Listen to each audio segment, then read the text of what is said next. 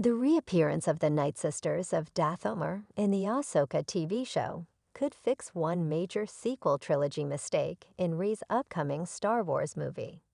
Hello everyone, welcome to my channel. Please subscribe and keep watching for more details. The return of the Nightsisters of Dathomir in the Ahsoka show may signal that Rey's upcoming Star Wars movie will correct one massive Star Wars sequel trilogy mistake. Originally introduced in Star Wars, The Clone Wars show, the Nightsisters are powerful Force users who are neither Jedi nor Sith.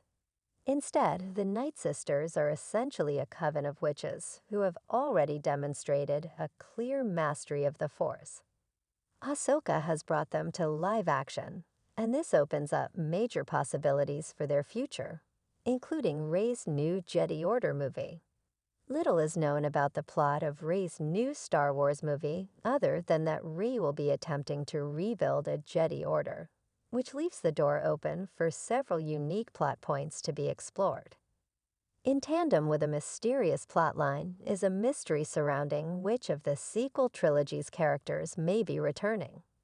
While only Daisy Ridley's return has been confirmed thus far, the resurgence of the Nightsisters could see one major return that might ameliorate one of the worst choices the sequel movies made.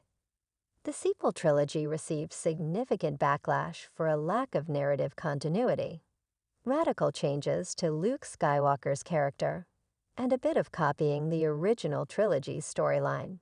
But viewers were fairly united about liking Kylo Ren as a character. While he did repeat many of Darth Vader's features, down to needing a mask like Vader's, that felt less like weak storytelling and more like an aspect of who Kylo Ren was. He had very little sense of self, and he was obsessed with becoming like his grandfather.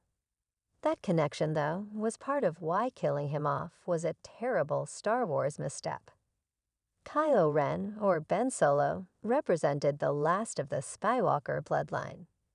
While it was clear before the release of Star Wars, The Rise of Skywalker, that the movie would mark the end of the Skywalker saga, few anticipated that the conclusion of the saga would mean the death of the final descendant of Anakin. It could have meant that other stories were being told, but that the bloodline lived on.